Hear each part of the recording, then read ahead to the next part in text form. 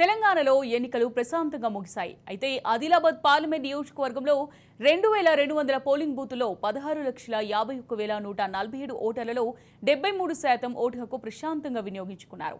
12,21,563 ఓట్లు నమోదయ్యాయి. ఈ ఓటింగ్లో ఫలితాలు ఎలా ఉండనున్నాయి? ఆయా పార్టీల బలాలు ఎంత? ఇటీవల జరిగిన రాజకీయ సమీకరణాలేంటి? ఎలాంటి ప్రభావం చూపనున్నాయి? ఓటర్లు ఎటువైపు చూస్తున్నారు అనే అంశాలపై మా ఆదిలాబాద్ ప్రతినిధి శ్రీనివాస్ మరింత సమాచారం అందిస్తారు. పార్లమెంట్ ఎన్నికలు ప్రశాంతంగా జరిగిందని చెప్పుకోవచ్చు. 2200 పోలింగ్ బూత్లకు గాను 73% ఓటు హక్కు విధించుకున్నారు. 16,52,000 పైచీలకు ఓట్లు ఉన్న దాంట్లో 72 లక్షలు అంటే దాదాపు 12,25,000 ఓట్లు ప్రశాంతంగా ఓటు హక్కు వినియోగించుకున్నారు.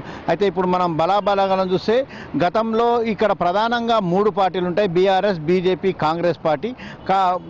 3 పార్టీలు పోటీలో ఉండే. ఇక చివరికి వచ్చే వరకు మాత్రం ద్విముఖ పోటీ మాత్రమైంది. కాంగ్రెస్ బీజేపీ మధ్యనే పోటీ అయింది.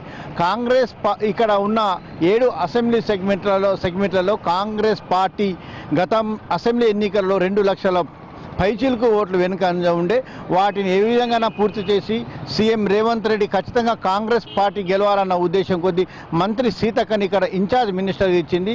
ఆమె తన శక్తి వంచన లేకుండా 7 అసెంబ్లీ సెగ్మెంట్లో పాటు మండల స్థాయిలో మరియు గ్రామ స్థాయిలో కూడా ఆమె పర్యటించి కాంగ్రెస్ నాయకులందరినీ సమీకృతం చేసి వాళ్ళని బలోపేతం చేయడానికి ఆమె శక్తివంతంగా ప్రయత్నం చేసిందని మనం చెప్పుకోవచ్చు. అయితే ఈ 7 అసెంబ్లీ సెగ్మెంట్లలో కేవలం ఒకే అసెంబ్లీ సెగ్మెంట్ కాంగ్రెస్ పార్టీ ఉన్నట్ల పార్టీ గెలిచింది ఖానాపూర్ నియోజకవర్గంలో. అయితే ఎట్టి పరిస్థితులు గెలవని ఉద్దేశం కొద్దీ బీఆర్ఎస్ పార్టీలో ఉన్న నాయకులను అంటే మాజీ మంత్రిని, ఎమ్మెల్యేలను సైతం కాంగ్రెస్ పార్టీలో జాయిన్ చేసుకొని కాంగ్రెస్ గెలిచే అవకాశాన్ని మాత్రం ఆమె కల్పించింది.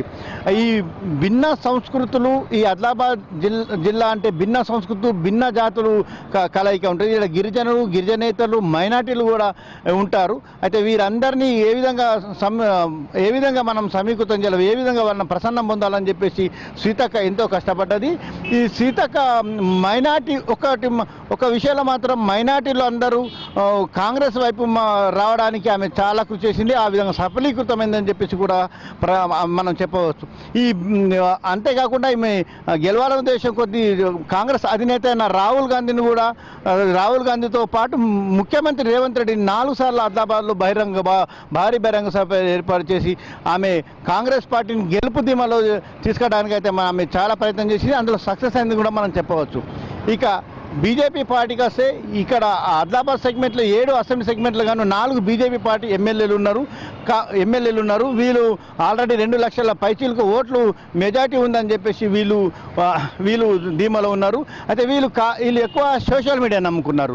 సోషల్ మీడియాలో ఇన్స్టాగ్రామ్, వాట్సాప్, ఫేస్బుక్ ఇలాంటి అన్ని సోషల్ మీడియా ప్రతి ఒక్క యాక్టివిటీస్ సంబంధించిన దాన్ని వీళ్ళు సోషల్ మీడియా ప్రయత్నించారు. అయితే సీతక్క కష్టపడ్డ దానికి ఇప్పుడు వీళ్ళు ఏం చేసిందంటే జాతీయవాదాన్ని ప్రభావితం. ఇది రేవంత్ రెడ్డికి, మంత్రి సీతక్కకు సంబంధించిన ఎలక్షన్ కాదు.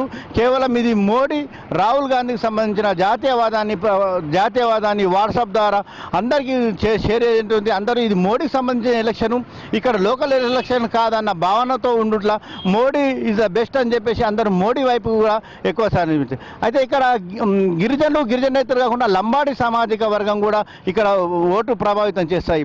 ఇక్కడ 3 ప్రధాన పార్టీలు గోండు సమాజానికి చేయడంతో లంబాడి పార్టీలకు ఇవ్వలేకపోవడంతో వాళ్ళు నిరాశ చెందిండ్రు. అయితే వీళ్ళందరూ ఇది జాతీయవాదం తేవడంతో లంబాడి సామాజిక వర్గం దాదాపు 80% ఓట్లు బీజేపీ పడ్డాయని మనకు తెలుస్తుంది. అయితే మైనార్టీలందరూ కాంగ్రెస్కి వేస్తే ఈ లంబాడీలు బీజేపీకి వేయడంతో ఒకంత బలంగా చేకూర్చింది. జాతీయవాదం తేవడంలో బీజేపీ నాయకులు సక్సెస్ అయిందని మనం చెప్పవచ్చు. ఇప్పుడున్న పరిస్థితుల్లో మనం గతంలో రాజ్ న్యూస్ అసెంబ్లీ ఎన్నికలు జరిగినప్పుడు 4 అసెంబ్లీ స్థానాలు గెలుస్తుందని ఆదిలాబాద్ జిల్లాలో గెలుస్తుందని చెప్పినాం. అదేవిధంగా 4 స్థానాలు గెలిచింది. ఇప్పుడు కూడా కొద్ది మెజార్టీతోటి బీజేపీ గెలిచే అవకాశాలు మాత్రం ఇక్కడ కనిపిస్తుంది. ఎందుకంటే ఈ జాతీయవాదం అని తేవడంతో సక్సెస్ కావడంతో ఇక్కడ మళ్ళీ భిన్న సంస్కృతులు ఉంటాయి.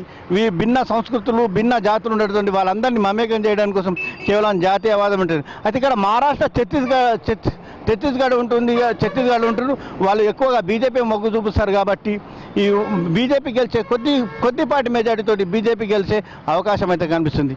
ఏది ఏమైనప్పటికీ జూన్ 4 వరకు ఓట్ల లెక్కింపేంత వరకు మనం వేచి చూడవలసిన పరిస్థితి ఎంతైనా ఉందని చెప్పవచ్చు. కెమెరామ్యాన్ సురేష్ తోటి శ్రీనివాస్, రాజ్ న్యూస్, ఆదిలాబాద్ నుండి.